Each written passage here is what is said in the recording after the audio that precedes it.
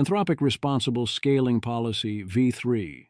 Dive into the Details by Zvi Moshowitz, April 3, 2026. Wednesday's post talked about the implications of Anthropic changing from V 2.2 to V 3.0 of its RSP, including that this broke promises that many people relied upon when making important decisions. Today's post treats the new RSP v 3.0 as a new document and evaluates it. First, I'll go over how the RSP v 3.0 works at a high level. Then I'll dive into the roadmap and the risk report. How RSP v 3.0 works. Normally, I would pay closer attention to the exact written contents of the new RSP. In this case, it's not that the RSP doesn't matter.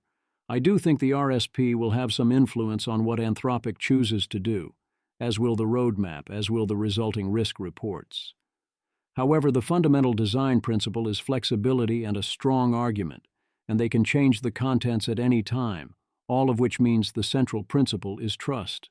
I read the contents as, here are the things we are worried about and plan to do, which mostly in practice should amount to doing what they believe is right, and I don't see anything on this map that seems likely to importantly bind that given Anthropic generally cares about the safety of its models as it understands the risks involved.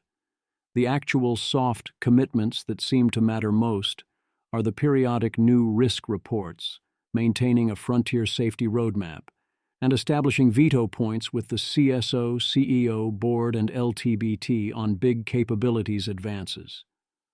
I don't read the commitments here as reflecting my understanding of the risks involved in powerful AI, especially in the realm of automated R&D. 1. This is a plan of action, not a set of commitments. Plan accordingly. 2. Part of the plan is to maintain a frontier safety roadmap with further plans, which are fully subject to change, although they will strive to avoid making them less ambitious. 3. Another element are periodic risk reports, which are in addition to previous risk reports, giving an overall picture every 3 to 6 months, as discussed elsewhere.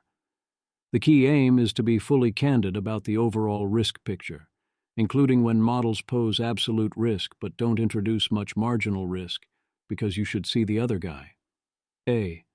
This is to include factual information, threat models, evidence, mitigations, risk analyses, reviews of past decisions, and any other relevant information. B. They will work towards a practice of seeking comprehensive, public external review on these reports. C. They give us the first risk report, so we can judge by that what to expect. 4. ASL3 mitigations should continue to apply to Anthropic models across the board. Security most now protect against insider threats, and they recommend the industry do so up to and including the CEO, and names RAND SL4. Good. 5. They now offer both a this is what we will do on our own and this is what we would like to have everyone be required to do. A. These two can indeed be distinct things, but in this situation I would find it surprising if Anthropic shouldn't be aspiring and trying very hard to do at least what they say should be generally required, if not more. I don't read the current framework as causing that to happen. B. The framing is, this is what it would take at an industry-wide level to keep things safe, so anything less than that by Anthropic would presumably be, by construction, insufficient to keep us safe. C. It is ambiguous the extent to which Anthropic will strive to match those rules, even if others do not follow. They're not committed to doing so, but then nothing in RSP v3 is a commitment. Indeed, if Anthropic doesn't match or exceed the global rules it is calling for given what they are, at least while it is out in front, then this is, as Peter Wildeford put it, a marker that their voluntary self-governance experiment has largely failed. This is in addition to Aisha's point, which is that if Anthropic does not trust itself to accurately measure capabilities that might trigger a pause, that this also indicates that such an experiment is a failure, albeit a graceful one in which Anthropic notices it has failed. E. The incentive effect on other labs is good, but the pressure of going without them was, I think, stronger. In practice, I expect this to weaken commitments. 6. The machinery and impetus to ensure Anthropic retains physical ability to do a pause or restriction is gone. I worry this de facto means it won't even be considered, or Anthropic won't be prepared to do it. You need to hard commit to having the physical ability to pause or restrict. 7. There is no pre-deployment gate mechanism here. You can just release things. That's the most important thing, not to not have. 8.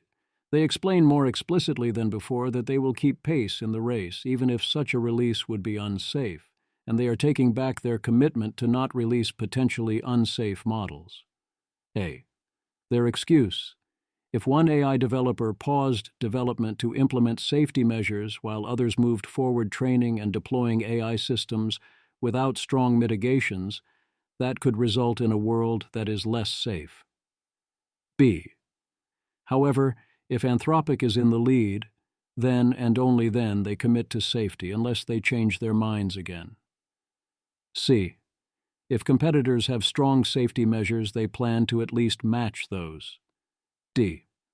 Unless they made a considerable effort to do so, and couldn't, in which case they're not going to let that delay them. E. I think it was correct for Time to categorize this as Anthropic drops flagship safety pledge. 9. ASL levels are deprecated in favor of requiring analysis and arguments making a strong case for safety. They admit this leaves flexibility, and that different people will disagree on what that means. And the central point of the ASL levels, from an outsider perspective, was to tie Anthropic's hands so they would have to do the thing they agreed to do even if it later proved expensive, or otherwise at least have to admit they didn't do it. B.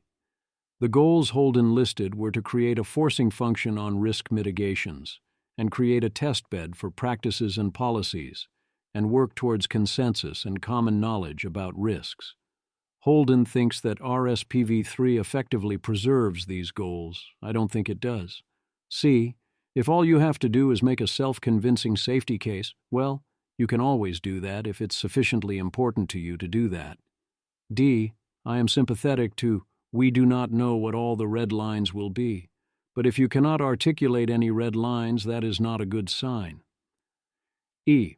I read this change as we have almost no meaningful commitments at all around decisions about model releases, even if we keep to all of our current commitments, which aren't commitments. F. They promise make a good argument. They decide what is a good argument. 10. The RSP now requires publishing an FSP, a Frontier Safety Roadmap, in case the acronyms were insufficiently confusing, describing risk mitigations across security, alignment, safeguards, and policy. A. Why not have those be in the RSP? I think because they get updated a lot. B. These are public goals but not commitments, despite the commitments also not being commitments. We need new words for things. C. In principle, it seems fine to have both hard commits and aspirational goals, but that only works if there are any hard commits and there aren't any. There are soft commits and aspirational goals. So, grade on the soft commits then? D. Is this because they want to ensure no violations of SB 53 or RAISE? 11. Risk reports will provide detailed safety information at time of publication and be published online every 3 to 6 months. External review will be required in certain circumstances. This is in addition to on-model release capability assessments and model cards, not a replacement of them. Why would you ever not want external review? Holden says external reviews are high stakes and experimental, but I think given this isn't lining up with a model release and doesn't serve as a stopping function, you can just do them. B. How do you assess capabilities meaningfully if you don't line up with new model releases? How do you do risk assessments on this cadence? C. The answer is that they are committing to doing a diff with the old risk report upon release of a new model, or within 30 days of realizing they have an internal model that requires such a diff. D. 3 to 6 months is a lot when model releases are every 2 months. E. Risk-benefit determination is how everything always works in the end, but seems like another step towards, in practice, not letting risks stop you. F. External reviews are good, but again, they look like they'll be too late. 12. What is being checked for is overhauled. A. Biological and chemical safeguards continue. See next section. B. Radiological and nuclear are fully gone. We don't care anymore. C. Autonomy isn't checked because the models fully have autonomy, and we're proceeding with that assumption. D. Cyber operations is fully gone, perhaps because it would pass every test. This is despite it being a core test for both OpenAI and Google. E. The effective compute checkpoints are gone. F. Overall, oh, the standards you'll raise, oh, the goalposts you'll move. G. It's hard for me to take this seriously when the evaluations will be vibes-based and there are no real commitments even then. Anthropic is going to check the vibes and decide if it seems safe or not. Tell me why I'm wrong. Capability or usage threshold, non-novel chemical biological weapons production, AI systems with the ability to significantly help individuals or groups with basic technical backgrounds, e.g. undergraduate STEM degrees, create, obtain, and deploy chemical and/or biological weapons with serious potential for catastrophic damages. Mitigations, our plan as a company. We will maintain or improve on our ASL3 protections, which include classifier guards at least as robust as our initial constitutional classifiers. Access controls for trusted users with exemptions to classifier guards, red teaming bug bounties, and threat intelligence for continually assessing the threat of jailbreaks, and a number of noteworthy security controls. Specifics may change, but we will maintain equally or more robust measures over time and will publish updates in our risk reports. We expect to continuously meet the criteria in the right column, although we cannot make guarantees about an evolving landscape with continually adaptive attackers. Mitigations, ambitious industry-wide recommendations. A frontier developer should make a strong argument that individual users and relatively small teams will not become significantly more likely to cause catastrophic harm via their usage of product surfaces or via theft of model weights. This will likely require restrictions on model behavior and/or measures for quickly detecting and acting on usage policy violations, accompanied by a strong case that these measures are difficult to reliably, sustainably circumvent via jailbreaking. Precautions against opportunistic theft of model weights, such as centralized controls on third-party applications and software updates. Capability or usage threshold. Novel chemical, biological weapons production. AI systems with the ability to significantly help threat actors, for example, moderately resourced expert-backed teams, create, obtain, and deploy chemical and/or biological weapons with potential for catastrophic damages far beyond those of past catastrophes such as COVID-19. Mitigations, our plan as a company. We will apply protections at least as strong as our ASL3 protections, see previous RAW, to an expanded set of potential use cases for AI, covering the most likely vectors for this threat. Additionally, we will identify the most concerning specific threat pathways, create policy recommendations for early detection and response for such threats, and share this content with policymakers. Mitigations, ambitious industry-wide recommendations. A frontier developer should make a strong argument that threat actors will not become significantly more likely to cause the sort of catastrophic harm discussed in the left-hand column via their usage of product surfaces or via theft of model weights. This will likely require similar measures to those from the previous row, but to a higher standard, to the point where even well-resourced and staffed threat actors would be unlikely to reliably jailbreak models or cause catastrophic harm via unauthorized access to or modification of models, including via stolen or modified model weights. This would likely mean security roughly in line with RAND SL4, but it depends on the capabilities of the strongest and most plausible threat actors that are not bound by a credible governance regime enforcing the recommendations for industry-wide safety outlined here. Capability or usage threshold, high-stakes sabotage opportunities, AI systems that are highly relied on and have extensive access to sensitive assets, as well as moderate capacity for autonomous, goal-directed operation and subterfuge, such that it is plausible these AI systems could, if directed toward this goal, either deliberately or inadvertently, carry out sabotage leading to irreversibly and substantially higher odds of a later global catastrophe. In the near term, this possibility will likely be most applicable to AI systems that are extensively used within major AI companies, with the opportunity to manipulate how their successor systems are trained and deployed, as well as the evidence used to assess their safety. Down the line, this possibility may come to apply to AI systems deployed within government and other high-stakes settings. Mitigations, our plan as a company. We will detail the state of our AI systems' capabilities and propensities, our monitoring practices, and the overall level of risk in our risk reports. We expect to continually be able to meet the criteria in the right column, although we cannot make guarantees about an evolving technology that may increasingly have the ability to detect and manipulate testing. Mitigations, ambitious industry-wide recommendations. A frontier developer should make a strong argument that AI systems will not carry out sabotage, leading to irreversibly and substantially higher odds of a later global catastrophe.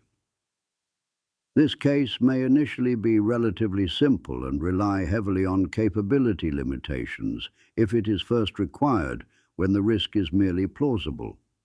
As risk becomes harder to rule out, this case will likely include some combination of internal compartmentalization, restriction, and code review to prevent excessive sabotage opportunities for AI models.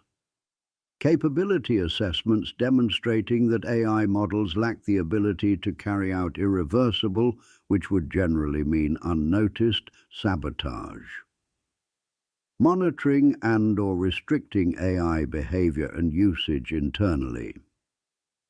Evidence that AI models lack the propensity to deceive, manipulate, or sabotage users. 13. Biological and chemical safeguards. A non-novel chemical or biological weapons production is the new CBRN-3. 1. This calls for ASL3 protections in essentially all models going forward. 2. They explicitly aim for and expect to hit the industry-wide standard. Note that this implies that where they don't say they expect or aim to hit that standard, it means they presumably don't expect or aim to hit it. 3. The goal is a strong argument that small teams won't be significantly more likely to cause catastrophic harm, presumably via precautions against model weight theft and monitoring of model behaviors. 4. It is presumably impossible for open weights models to satisfy this. B. Novel chemical and biological weapons are the new CBRN-4. 1. The weapon enabled in the hands of moderately resourced expert-backed teams has to come with potential for catastrophic damages far beyond those of past catastrophes such as COVID-19. So it's a super high threshold, and presumably you can delete chemical here. 2. The additional response here is create policy recommendations for early detection of particular threat pathways. 3. Their recommended action is again a strong argument for a set of mitigations, which here they anticipate matches RAND SL4 plus the usage monitoring. 4. The plan of monitor usage seems not great given the state of jailbreaking. 14. High-stakes sabotage opportunities is a new category aimed at internal systems at AI companies, especially regarding successor models. Good idea. A. While I'm happy to have sabotage, It is a strange framing or focus, as opposed to worrying about AIs breaking free of control, or taking over control, or doing various other things. It's not clear the extent to which any actions that hurt our chances count here, and thus they're all included, versus not. Either way, this is reasonably confusing framing. B. Their commitment response is to detail the system's capabilities. They also expect to meet their policy recommendation requirements. C. That requirement is again a strong argument here that the model will not carry out sabotage, leading to irreversibly and substantially higher odds of a global catastrophe. 1. That's a pretty high bar for sabotage to count. 2. They expect this to eventually involve internal compartmentalization, restriction, and code review to prevent excessive sabotage opportunities for AI models, capability assessments, monitoring and/or restricting behavior and usage internally, and evidence of lack of propensity. 3. If that was a concrete set of requirements, it would probably be strong. 4. As a, we expect this will require, it's harder to know if it means anything. Capability or usage threshold. Automated R&D in key domains. AI systems that can fully automate or otherwise dramatically accelerate the work of large, top-tier teams of human researchers in domains where fast progress could cause threats to international security and/or rapid disruptions to the global balance of power, for example, energy, robotics, weapons development, and AI itself. For now, our evaluations will focus specifically on AI R&D, as this domain likely plays to AI systems' current strengths and is more tractable to assess than capabilities in other domains. Additionally, AI R&D alone could cause acceleration in AI capabilities improvements to the point where all of the threats listed above, and more, develop very quickly. Our working operationalization is to trigger this risk threshold at the point where we determine that a model could compress 2 years of 2024 AI progress into a single year. This capability threshold is intended to reflect our definition of highly capable models, see Section 3.6. It may be sensible to add earlier and/or easier-to-measure thresholds that trigger less demanding versions of the mitigations for this threshold. Mitigations, our plan as a company. We will resource and complete significant moonshot R&D for security projects to explore ambitious and possibly unconventional ways to achieve unprecedented levels of security against the world's best-resourced attackers. Achieve an eyes-on-everything state for our internal AI development. We will comprehensively gather, centralize, and maintain logs for all critical AI development activities and use AI to analyze them for issues including security threats concerning behavior by insiders, humans as well as AI systems themselves, and training processes or data that are out of line with the public constitution that shapes and defines our AI models. Perform systematic alignment assessments to examine Claude's behavioral patterns and propensities, meaningfully incorporating mechanistic interpretability and adversarial red teaming to test our auditing methods.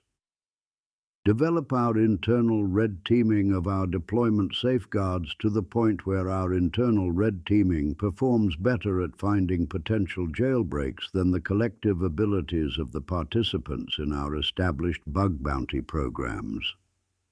Publish risk reports with the status of and noteworthy findings from all of the above, subject to external review by at least one expert, experienced, credible, candid, and disinterested external party. We broadly expect to lead the industry in practices that reduce the risks from AI, although we cannot unilaterally make guarantees about the safety level of AI this advanced. Mitigations, ambitious industry-wide recommendations. A frontier developer should make a strong argument that no user or team of users, including those backed by top-tier states, will become significantly more likely to cause catastrophic harm via their usage of product surfaces or via theft of model weights. This will likely require similar measures to those listed in row 1, but to a higher standard, to the point where even well-resourced and staffed threat actors would be unlikely to reliably jailbreak models or cause catastrophic harm via unauthorized access to or modification of models, including via stolen or modified model weights. Accomplishing this would likely mean security roughly in line with RAND SL4. Security requirements would be calibrated to defend against the strongest plausible threat actors who are not bound by a credible industry-wide safety regime. Actors subject to such a regime would not need to be treated as threats to each other's model weights. Even malicious employees and other insiders with maximal levels of access will not be significantly enabled to cause catastrophic harm. This requires, among other things, accounting for internal tools that are less restricted than product surfaces and for the possibility of unauthorized modification of models. This will likely require an internal usage policy and strong internal compartmentalization, controls and/or monitoring to restrict the ability of employees and contractors, up to and including the company's CEO, as well as its most privileged technical employees, to circumvent the usage policy. AI models have not been deliberately or inadvertently trained with dangerous goals or are otherwise unlikely to autonomously cause catastrophic harm. This will likely require similar measures to those listed above under high-stakes sabotage opportunities.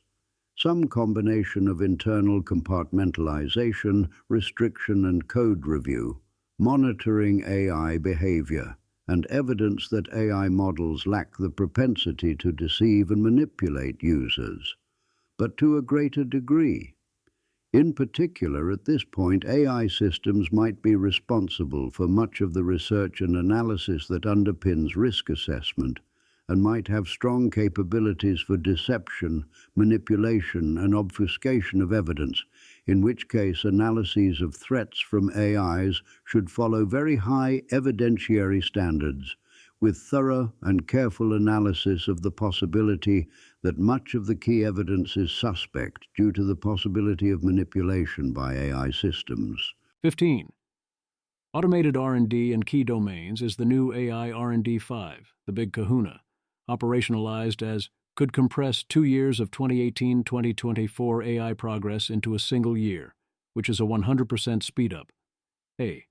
As they note, this is a high bar, and they are currently missing lower bars. B. Claude Opus 4.6 estimates it would have provided about a 9% speed-up. C. GPT 5.4 Pro estimates about 30% speed-up. Thinking said 25%. D. I would take the over on that. E.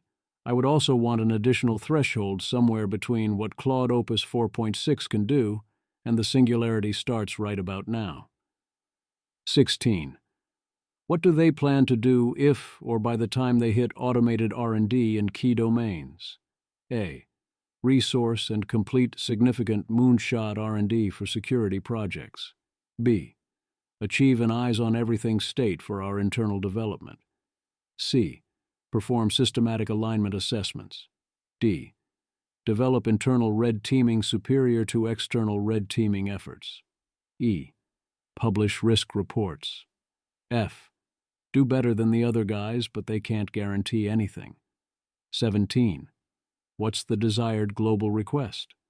Another strong argument, in this case for no team of users will cause substantial new catastrophic harm with this, including malicious employees with maximum access. B. That's misuse prevention and guarding of model weights. C. A lack of dangerous goals trained into the models or other model propensity to cause catastrophic harm. D. These are good safeguards and you do need them, but they're not central. 18. None of these R&D triggered safeguards address the central threat model of automated R&D, which is rapid capability gain or recursive self-improvement, together with all the resulting Yudkowsky-style dangers, alignment issues, and de facto goals, instrumental convergence and sharp left turns and suddenly outsmarting you, not intentional misuse or existing bad behaviors prior to achieving sufficient capabilities. The actions above cut off some secondary ways things can go wrong, totally do those things, but I don't see how the above actions give you assurance that you are ready to go into that endgame at all. 19. Either this is ignoring superintelligence or not taking it seriously. 20. The responses promised for the new potential capabilities do not seem to reflect the gravity of what they represent. Even the ambitious goals don't seem ambitious. 21. Precise language becomes vague language throughout. 22. Various changes to governance commitments. Some are gone, some added. Readiness and notification in particular look gone without replacement. 23. They commit to having a responsible scaling officer to handle all this. 24. The board and LTBT are introduced as additional explicit veto points. In the event that marginal risk analysis, see previous section, plays a major role in a decision to move forward, explicit approval of the risk report by the board and LTBT rather than just the CEO and RSO will be required. This is good, but I'd like to see this not be a conditional. It seems reasonable to say that any substantial increase in capabilities should require the explicit approval of the board, CEO, RSO, and LTBT. B. I would like to also see veto points among the associated technical staff. C. As Yoav Tzfati points out, the CEO and RSO are free to decide whatever they want, no matter what the reports say, subject to other veto points. The roadmap. The roadmap is mostly very high level, but does have some good details. It contains some aspirational goals on long timelines. Here are some examples. 1. July 1st, 2026. Roadmap for policymakers. We don't have one yet? 2. October 1st, 2026.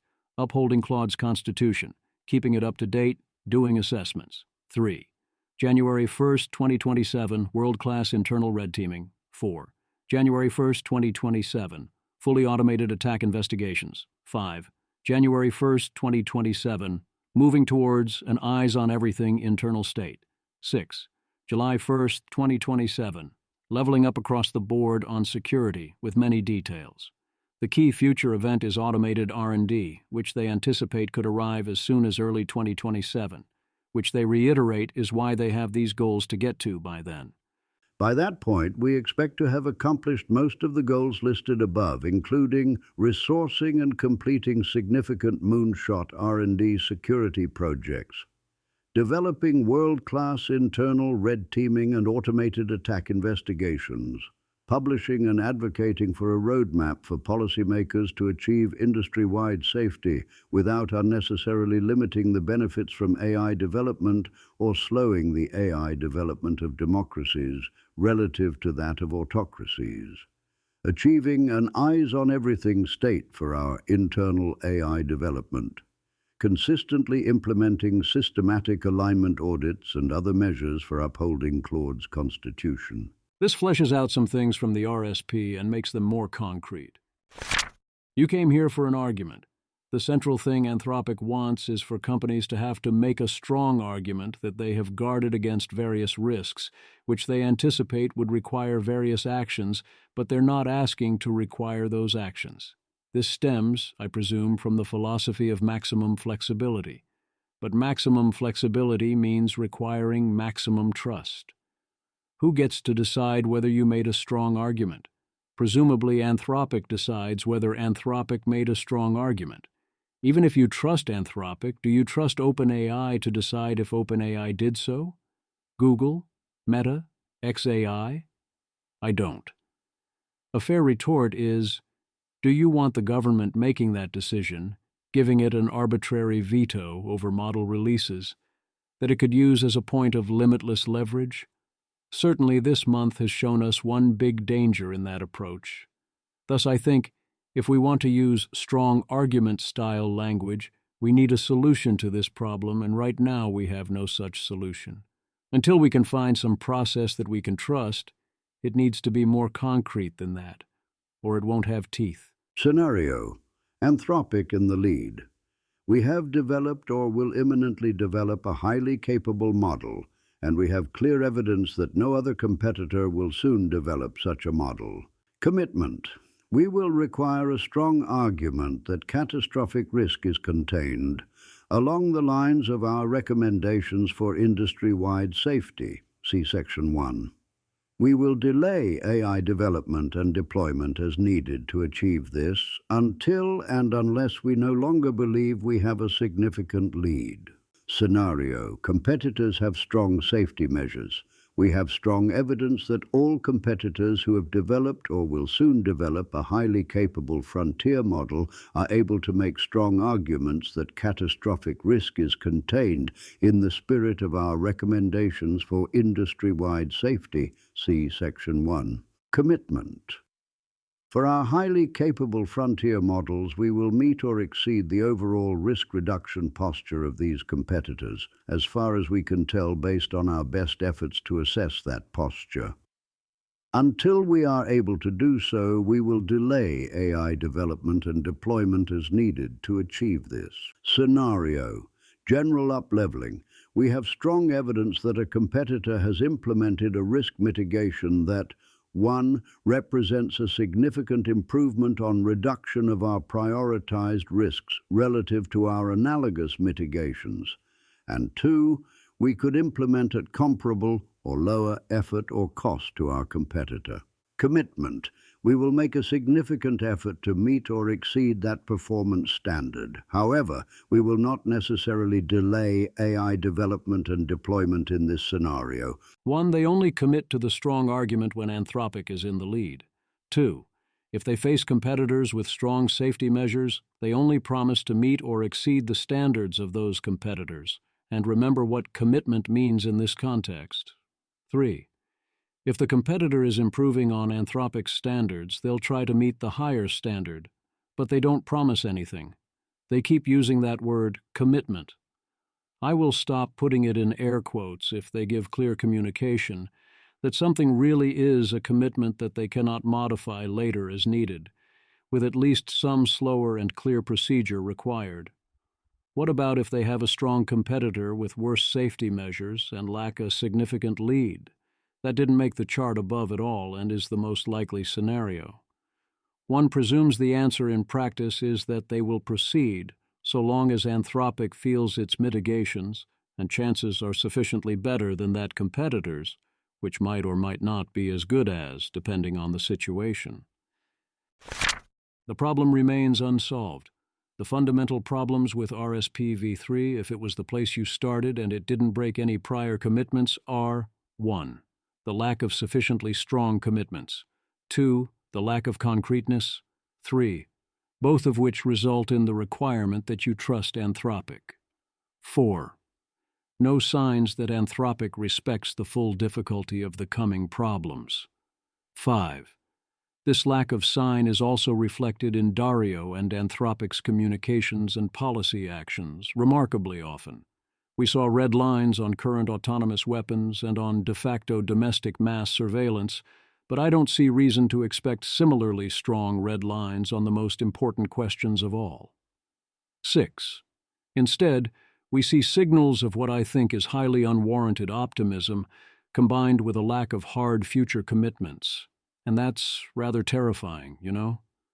Alignment is not a solved problem, including in the "we know how to do it, and it's going to be a long slog, but we just have to do it" sense. We don't know how to do it. And all the plans I see here will inevitably fail when it counts, if the constitutional approach doesn't basically succeed on its own. Or you could summarize it this way: RSP-v3 lacks security mindset. RSP-v1 and v2 felt like they aspired to such a mindset, even if they often fell short. Here, the mindset seems lacking entirely. If people sincerely believe these problems are highly solvable and not that concerning, then yes, they should say so, and also try to convince me and others if possible. But also if they think the problems are hard, they should say so. I have concerns both ways. Brangus. I have heard that some Anthropic safety leadership are going around telling people that alignment is a solved problem.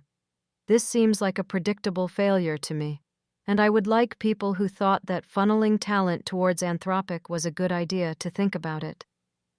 TBC, I do not mean to imply that this is a slam-dunk argument against having funneled talent towards Anthropic having been a good idea. This is a tiny, confirmatory observation that I suspect is particularly legible to others from my POV. Ryan Greenblatt. Probably like half true.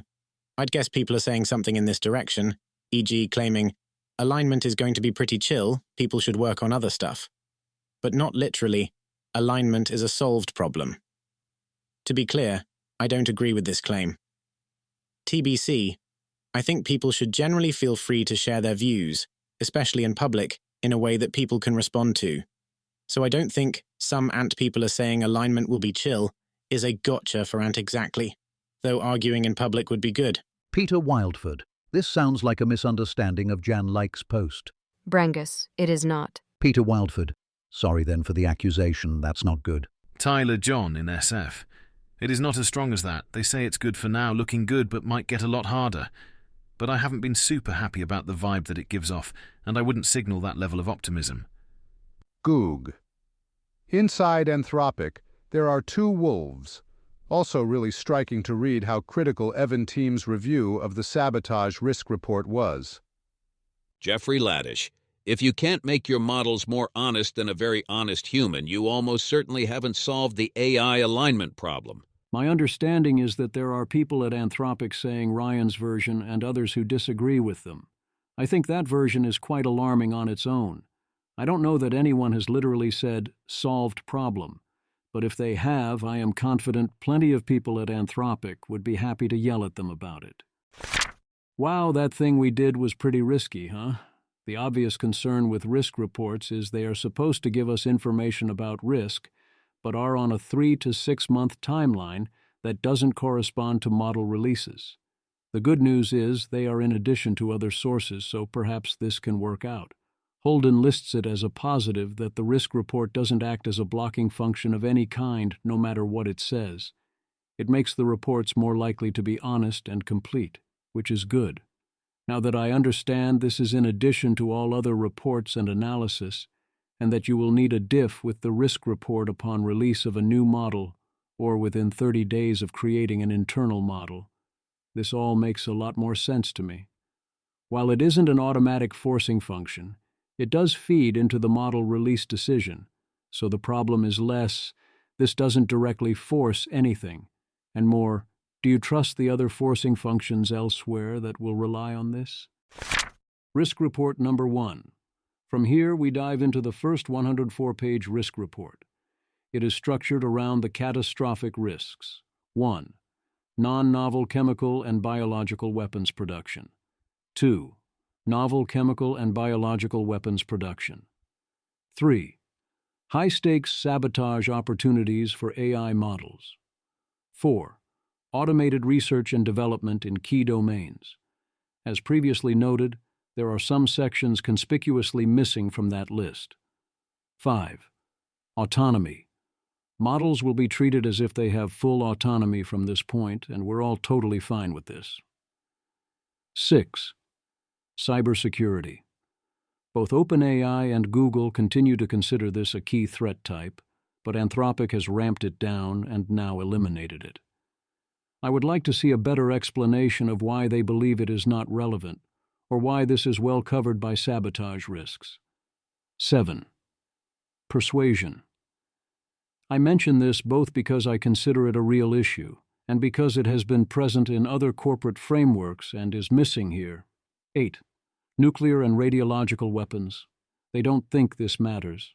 I propose that they include a section in future risk reports, risks not considered, in which they explain their reason for not including these and other risks, including anything listed in a major lab's safety and security plan, whatever that lab calls it, or model cards. In some cases, a sentence or two would satisfy. For each risk they do consider, they list 1. The threat model they're checking, 2. Relevant AI models. 3.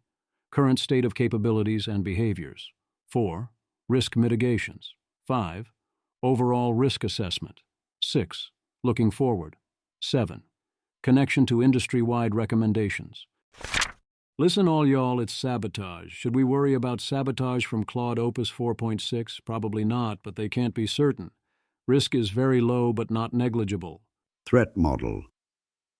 Sabotage is when an AI model with access to powerful affordances within an organization uses its affordances to autonomously exploit, manipulate, or tamper with that organization's systems or decision-making in a way that raises the risk of future catastrophic outcomes, e.g., by altering the results of AI safety research either inadvertently or due to its pursuit of dangerous goals.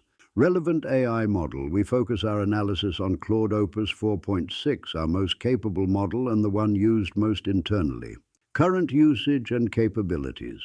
Claude Opus 4.6 is used heavily within Anthropic for coding, data generation, and other agentic use cases. We do not believe it has dangerous, coherent goals that would raise the risk of sabotage, nor that its deception capabilities rise to the level of invalidating our evidence. Current risk mitigations, internal monitoring and security controls, as well as alignment audits to assess the possibility of dangerous goals. Looking forward, we hope to improve assessments and mitigations over time to account for increased model subversion capabilities. Overall risk assessment, very low but not negligible. They focus on versions that could interact with the other threat models. I notice that here I am most worried about actions that impact the alignment of future models. They say that this only worries them to the extent humans aren't involved in reviewing and iterating on the AI's work. I would say that there is now a rapidly growing portion of work that is increasingly not reviewed in detail, both coding and otherwise, and that yes, we will be in the worrisome version of this question soon. We focus primarily on assessing the possibility of dangerous, coherent, misaligned goals, the possibility that the model consistently, across a wide range of interactions in ordinary deployment, could be motivated by goals that could lead it to commit a potentially catastrophic form of sabotage. In this section, we argue that Claude Opus 4.6 does not have any such dangerous, coherent, misaligned goals. Claim 1. Any model trained under our current standard practices in the near future is relatively unlikely to have dangerous, coherent, misaligned goals. Claim 2. Our alignment assessment, drawing on simulated scenarios, interpretability investigations, monitoring of internal and external pilot usage, and external testing, found no evidence of dangerous, coherent, misaligned goals in Claude Opus 4.6. Claim 3, Claude Opus 4.6 is very unlikely to be capable of hiding dangerous, coherent, misaligned goals from us in the face of such an assessment. Claim 4, limited opaque reasoning and agentic capabilities. I worry about the assumption of required intentionality, or that this intentionality needs to be general rather than arising in a given context. Their argument for Claim 1 is that their models trained in similar ways don't show such goals, and the training process does not provide incentives towards such goals as it does not include ultra-long horizon or real-world facing tasks that incentivize power-seeking behavior. They have some worry about emergent misalignment, but have put mitigations in place including inoculation prompting. And they say that when they try to do this on purpose, it's remarkably hard to do this without it being obvious. This is basically saying, we aren't asking for this to happen, plus we haven't seen signs of it anywhere, and the models aren't good enough to pull this off. That's solid evidence, and certainly it beats the alternative, but I don't find it that conclusive, even for the near future. As you scale up further, the evidence gets weaker quickly. If we are relying on arguments like this for much longer, that would worry me. And I believe the authors of the report would agree with this. Claim 2 is clearly true, so the question is how much evidence this provides. They cite various metrics. Misaligned behavior rate is low, personality is nice, some unauthorized behavior in GUI settings, some signs of being better at side tasks, no evidence of sandbagging, no importantly illegitimate or unfaithful or steganographic reasoning, and some other things. They checked for Goodhart's law as well. They take this as sufficient to mostly, but not perfectly, rule out dangerous, coherent, misaligned goals. The problem is that's what it wants you to see. Well, no, almost certainly not yet, but in the future it could be, if you were in a sufficiently dangerous situation. This rules out the danger if and only if the danger wouldn't have been that bad, as in what we're actually mostly relying upon is Claims 3 and 4. For Claim 3, they argue, Opus has limited reliability on complex tasks, which is a required skill here, that when asked to do hidden side tasks without being discovered, Opus had only limited success.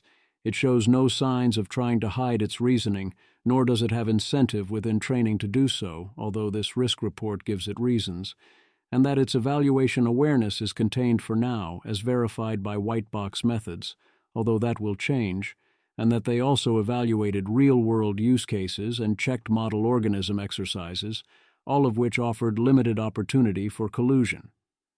For Claim 4, they argue straightforwardly from capability assessments.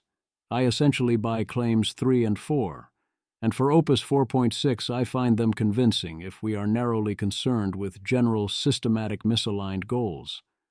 I don't know how long that style of argument will continue to hold, and I continue to think that the suggested prerequisite here is too narrowly constructed. Anthropic's claim is that Opus 4.6 is going to be incapable of causing a catastrophe through a small number of acute acts of sabotage, given the hard steps involved, which I interpret as doing it on the first try without getting caught. If that's the bar, then yes, I agree. Thought, if you told me Opus 4.6 in particular caused a catastrophe at this level via sabotage, how did it do so? I would presume it did so via persuasion and social engineering, not by pulling off some agentic long-term set of technical tricks. This might well involve trying to do things it thinks are helpful and being wrong. The current safety mitigations are 1. Reporting of surprising or concerning behaviors. 2. Automatic offline monitoring of Claude code prompts via classifiers, which are a new addition since the last report, using a previous model, Opus 4.5. 3. Sandboxing and automatic monitors. 4. Security controls on model weights. 5. Mandatory manual review and also Claude-based review of new code. They also list arguments about implausibility, but those aren't mitigations. Here are their scenarios to consider. Image. The table lays out 8 sabotage risk pathways and, for each one, gives a rough sense of how often it would need to happen, how difficult it would be, and how much key mitigating factors help. Diffuse sandbagging on safety-relevant R&D is presented as requiring many relatively simple failures or underperformance events. Lack of propensity is treated as a strong safeguard here, but monitoring is rated weak. Targeted sabotage of safety-relevant R&D is framed as rarer and more complex. Both lack of propensity and monitoring are rated as moderate mitigations. Code backdoors to help future misaligned models are also treated as low-frequency, high-complexity actions. Lack of propensity and monitoring are both moderate mitigations, with ordinary backdoor-focused security practices noted as an additional defense. Poisoning the training data of future models is described as a moderate frequency, moderate complexity pathway. Lack of propensity is a strong mitigating factor, while monitoring is moderate. Self-exfiltration and autonomous operation is treated as low frequency and high complexity. Both lack of propensity and monitoring are moderate mitigations, and the table also notes high odds of detection and limited stakes. Persistent rogue internal deployment is described as requiring moderately frequent, but highly complex misaligned actions. Lack of propensity is moderate, while monitoring is weak. R&D sabotage within other high-resource AI developers is marked as varied in frequency and complexity. Both lack of propensity and monitoring are rated moderate. Decision sabotage within major governments is portrayed as a high-frequency, moderate complexity pathway. Lack of propensity is treated as a strong mitigating factor.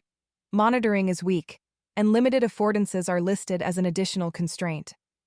Again, what jumps out at me is the requirement of active general hostility.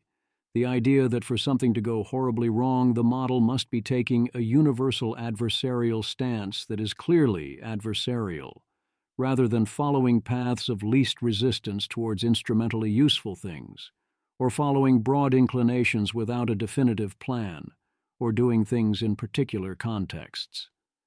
Thus, the ambiguity or dual nature regarding sabotage, and whether it includes these things or doesn't.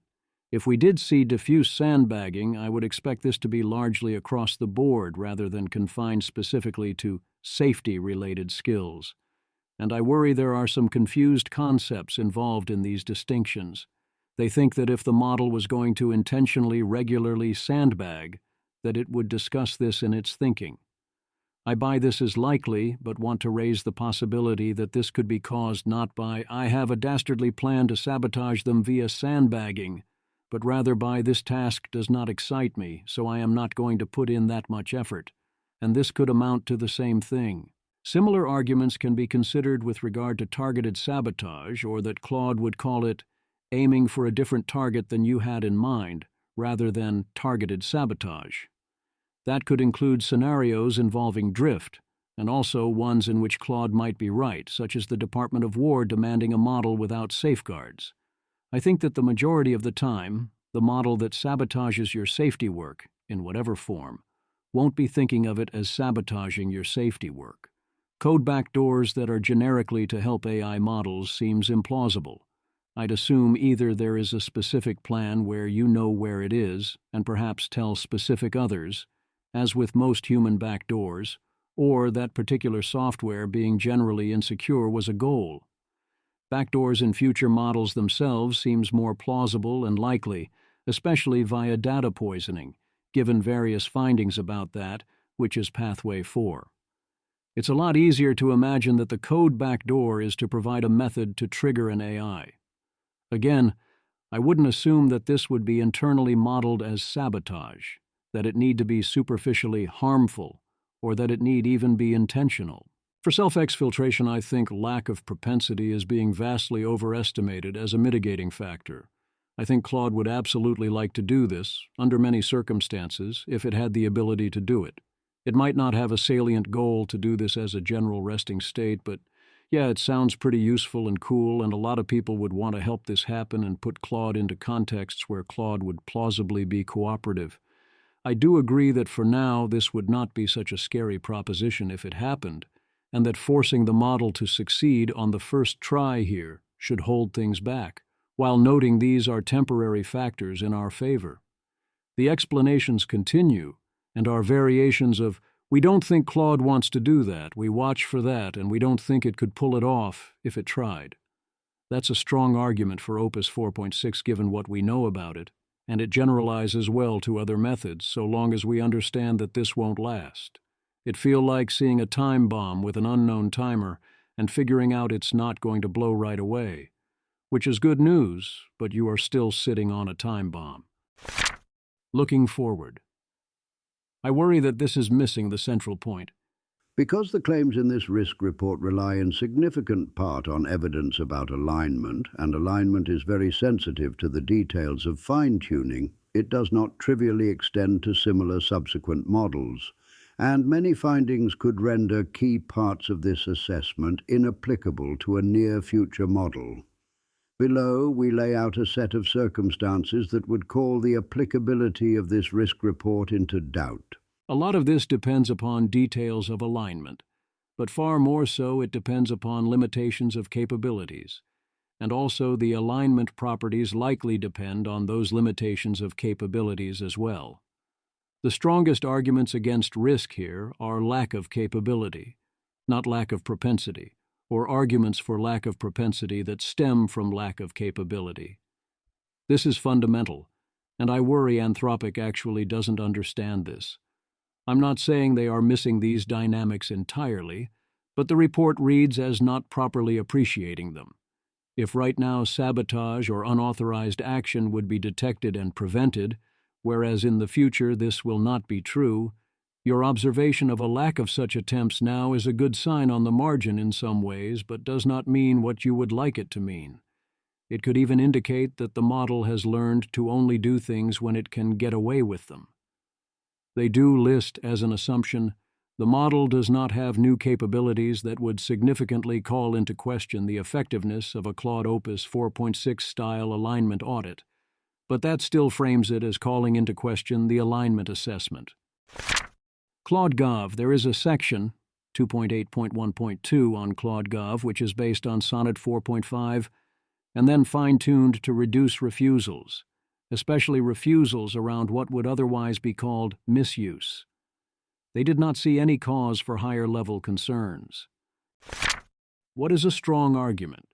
Anthropic believes they have made their suggested strong argument that their model will not carry out sabotage.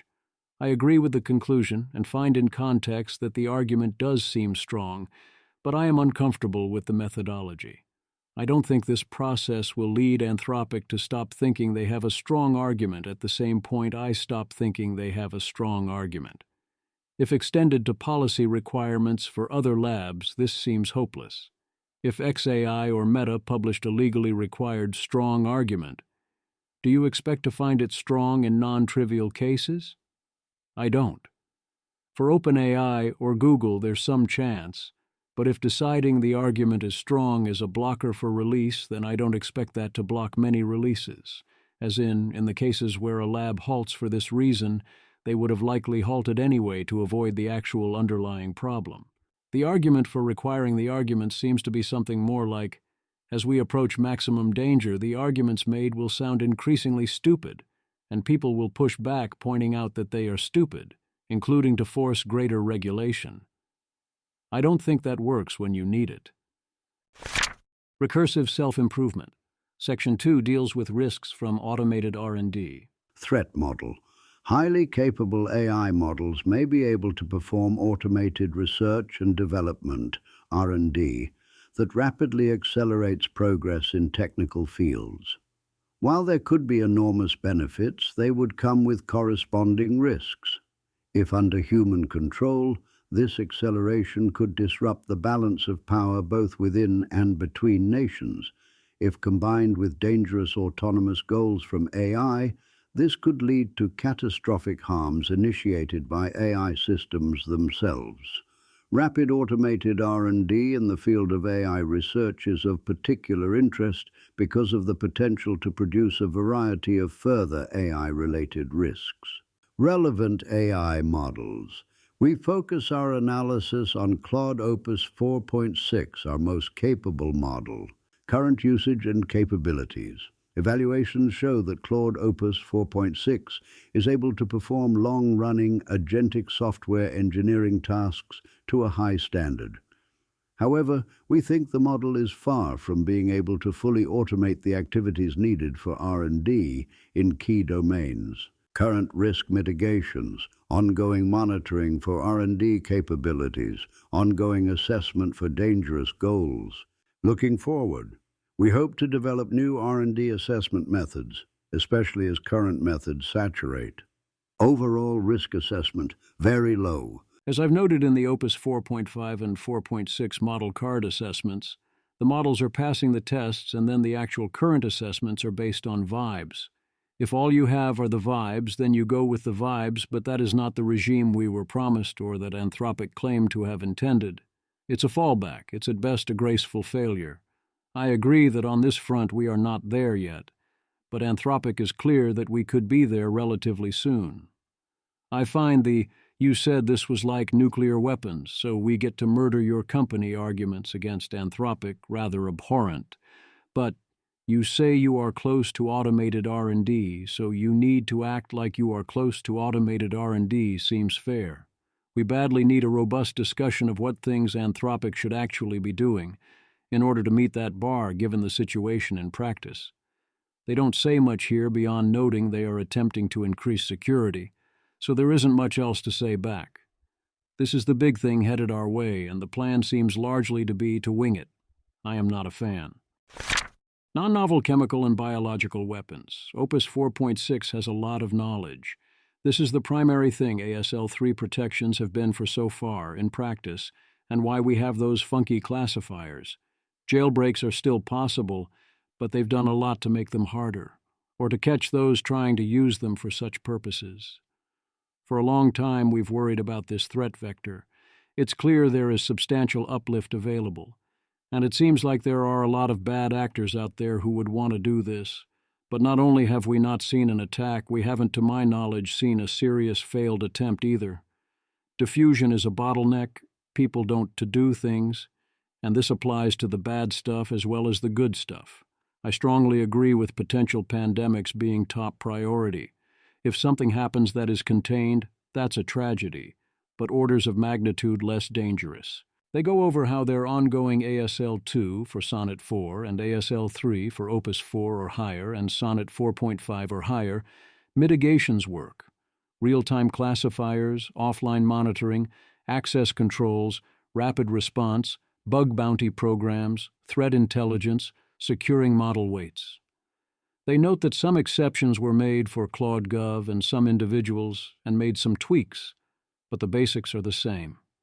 For now, I buy the strong argument that the combination of needing to jailbreak, Anthropic being able to monitor, and there not being that many actors who actually want to cause such harms, combined with those actors being mostly unsophisticated in such areas, makes the risk low.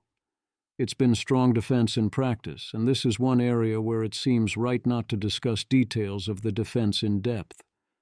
Similar to not having seen serious attempts to use Claude or other frontier models for biological attacks, we also have not seen reported serious attempts at stealing model weights, which is also mentioned here.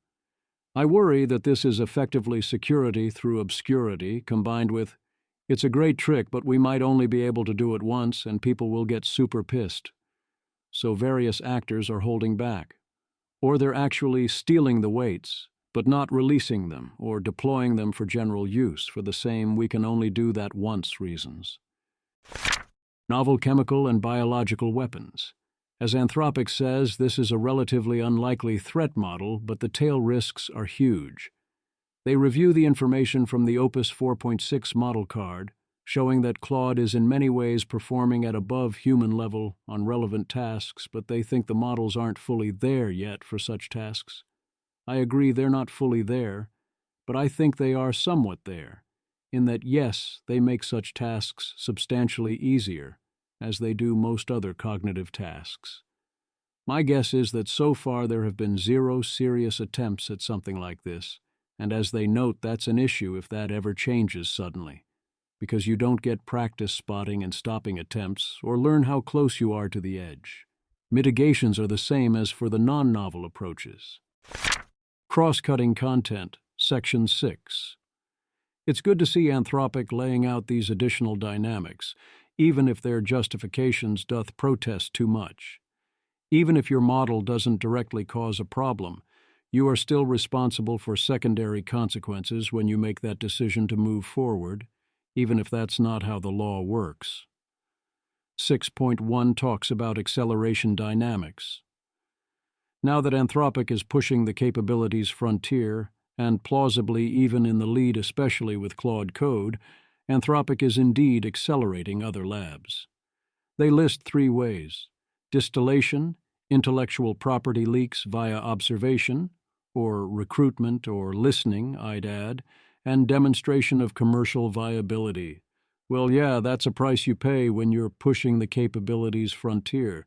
It isn't obvious whether accelerating AI development in general increases or reduces risks overall, nor whether it is ultimately net beneficial or net harmful overall. I think it's fine to be agnostic about whether acceleration is net good, since acceleration brings benefits, but it seems quite obviously not good for AI risks, or at least that should be the strong default. Instead, they try to present this as we have 3 bullet points in favor and 3 opposed, who is to say if it is good or not. They trot out, preserve the current lead of democracy's argument, and the potential hardware argument, and that today's methods might be better than future methods, and I find all of that entirely unconvincing. I find Anthropic's defensiveness about its actions and reluctance to be open about the downside costs, and even the impression they don't understand or appreciate those downsides, is one thing making it much harder to trust Anthropic than I would like.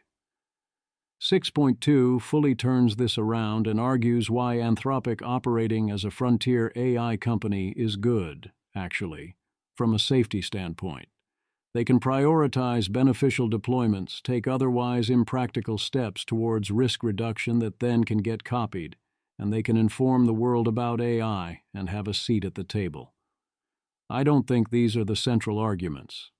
I think the real argument is that you need to have a frontier AI lab in order to be the first one to do it, and to have the resources and opportunity to do the necessary alignment research and work, and to have a seat at the table and bargaining power, and because you think you can handle this responsibly.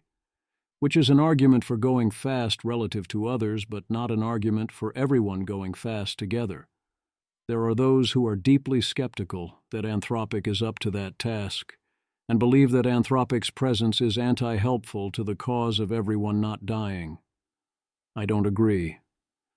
I think that Anthropic is net helpful, but I respect those who disagree for that reason, and think Anthropic is insufficiently responsible. I think it's important to listen to those people, even when they make it difficult. Whereas those who are trying to destroy Anthropic exactly because it tries to bear any responsibility, or show any virtue at all?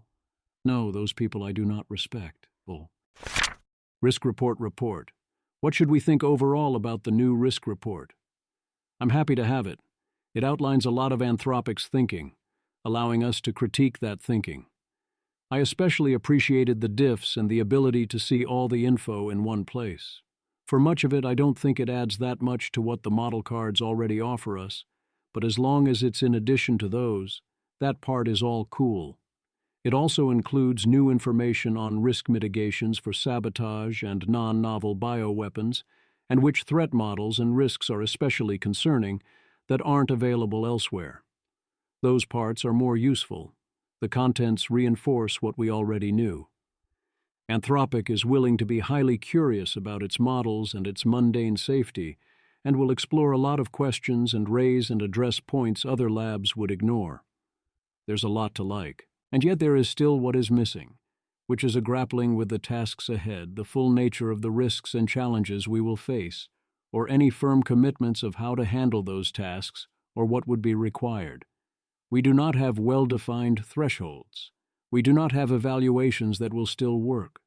We do not have a plan that seems ready for the full problem, or a felt sense of that gap being acknowledged. I worry quite a lot, even more than before, about Anthropic not taking the full alignment problem seriously, not having security mindset, and being on the lookout to convince themselves this is going to be easy. They could turn out to be right, but I, alas, do not expect them to be right. At the end of the day, we're being asked to trust Anthropic to make good choices. To say these people are the best of the best and they care deeply about all this, and they will figure it out, and we can help them with that, but they will make the final decisions and need maximum flexibility. And you can decide, based on their track record and everything it entails, whether to do that. 'Cause hey, you should see the other guys.